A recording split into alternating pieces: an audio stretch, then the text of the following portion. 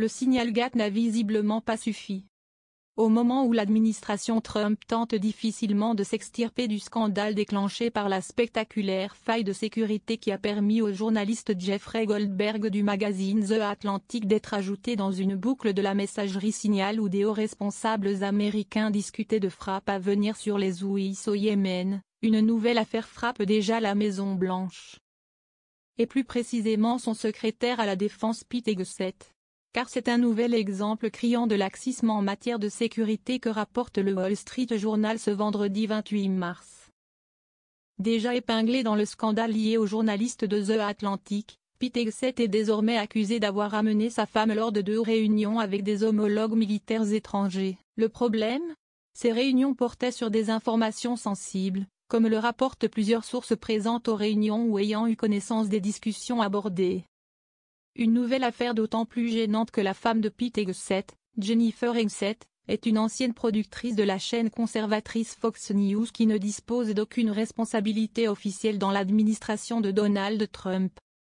Quant aux 2 réunions en question, la première a eu lieu le 6 mars dernier au Pentagone avec le secrétaire britannique à la Défense John Healey.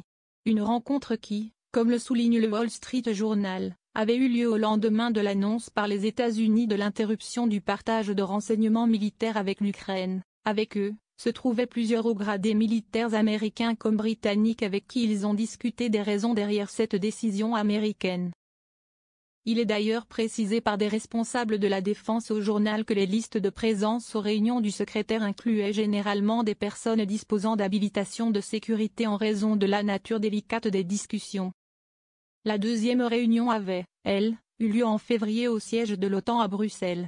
Là encore, Pete Hegseth était venu accompagné de son épouse pour prendre part à des discussions avec plusieurs responsables de pays de l'Alliance pour évoquer le soutien à Kiev. De quoi provoquer une situation pour le moins cocasse. Certains participants étrangers aux réunions ne savaient pas qui était Jennifer Hegseth, confie à ce titre une source du journal. Curieux d'obtenir une réaction de la part du secrétaire américain à la défense sur la présence de sa femme à ces 2 réunions, le Wall Street Journal n'a obtenu qu'une réponse cinglante de son porte-parole, Sean Parnell. Il est assez clair pour moi que votre article sera rempli d'inexactitudes et ne sera pas écrit de bonne foi. Pas un mot de plus. Pourtant, il est assez clair pour les experts, responsables actuels et anciens membres du Bureau de la Défense interrogés pour cet article qu'un conjoint peut parfois bénéficier d'habilitation de sécurité de bas niveau, mais rarement plus. Pour eux, il est donc très inhabituel qu'un proche puisse assister de la sorte à des réunions sur la sécurité nationale. Si l'affaire avec The Atlantic a déjà provoqué de sacrés remous à la Maison-Blanche et dans le clan de Donald Trump, pas sûr que ces nouvelles révélations suffisent à faire bouger les choses. Car malgré l'illustration de sérieuses failles de sécurité dans les opérations extérieures des États-Unis, son vice-président J.D.